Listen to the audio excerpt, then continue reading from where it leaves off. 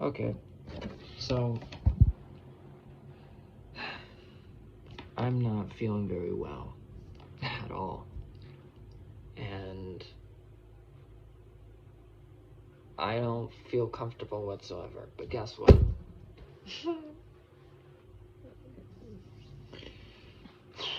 We're gonna make this video, right? Lord only knows where this is going. Good God.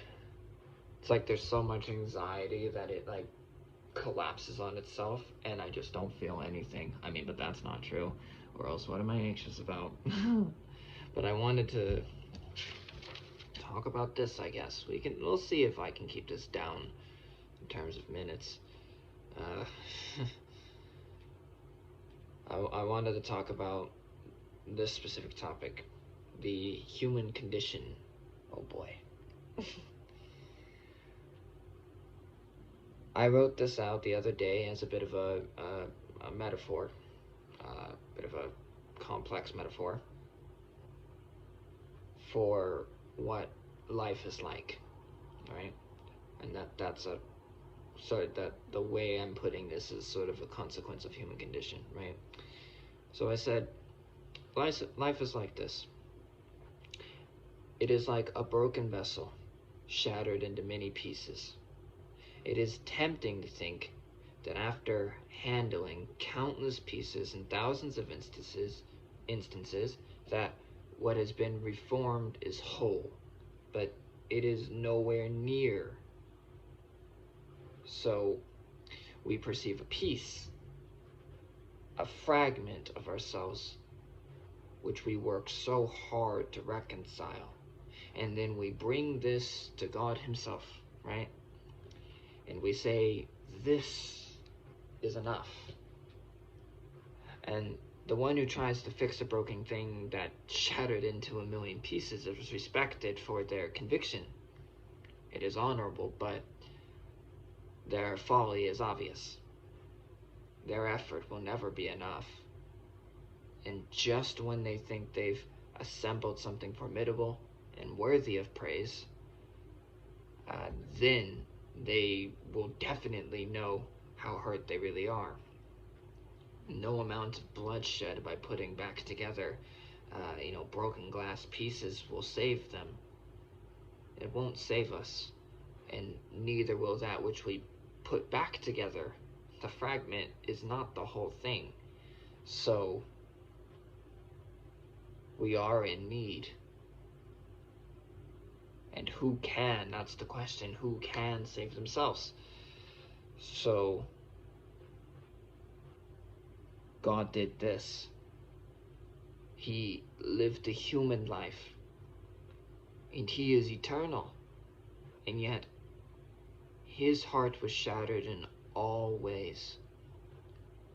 Because of the reconciliation of His broken heart, our burden has been lifted. Though we still put ourselves back together, we do not do it alone. Blood has already been shed, and so we do this deed of putting everything back together still, but we do it joyfully, even with tears in our eyes. And we press on because what is broken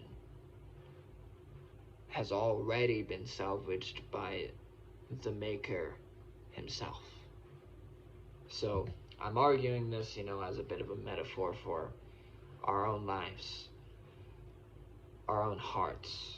They break and they shatter into a million pieces, and we like to pride ourselves often on putting certain pieces back together, and then we think when we've found even a fragment, and we're talking about, glass dust almost, and we get something together and we think we've achieved something when we're looking at a little piece, like I have this candle, right?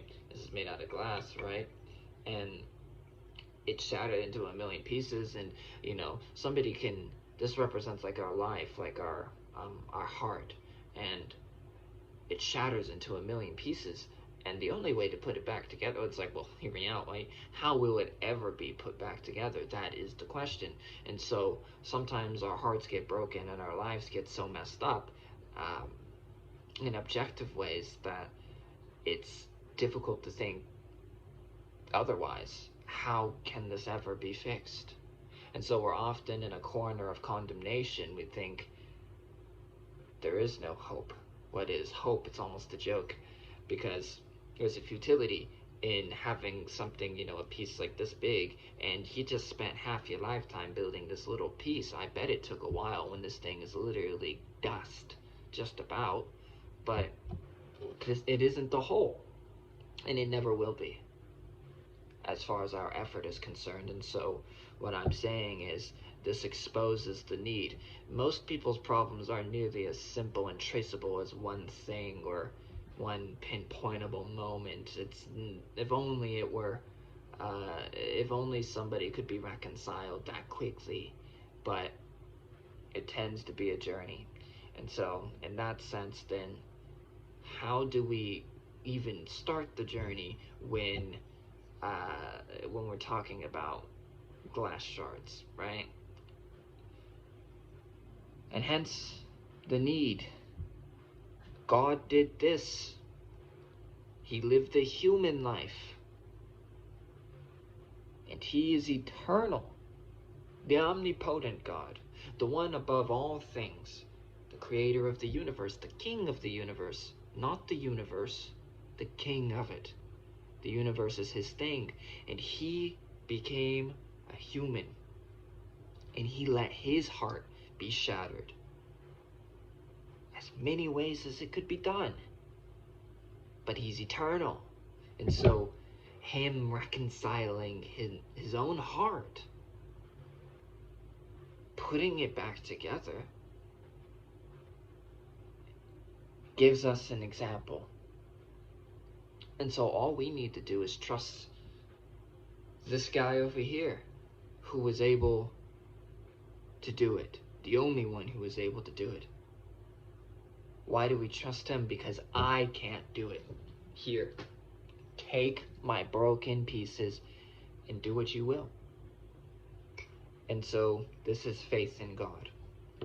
This is what I think faith is. No amount of effort, no amount of blood shed while you're handling all these sharp pieces will save you.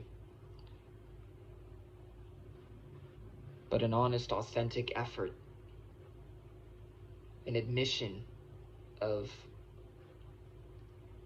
what you can't do, especially on your own, is necessary. But because God did this, we don't have to shed our blood. We really don't. So even as we're doing it, and it hurts, we approach it with the knowledge that we have someone to help us. We have somebody who will even put portions of it back together for us. We just need to hand it over to him. Scrape the pieces over, the dust over, and he'll put it back together himself. Why? How? Not just anybody. The maker himself, the one who made it himself. The potter himself, right? The glass maker himself. And so he knows it intricately, and he can put it back together and make it maybe better than before. Even better than before.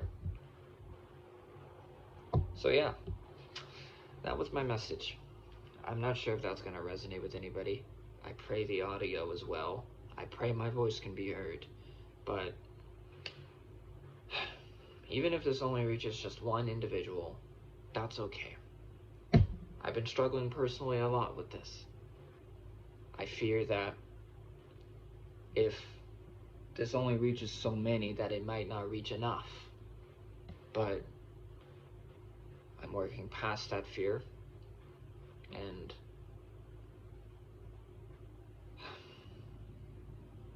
I hope this is something for someone. Thank you.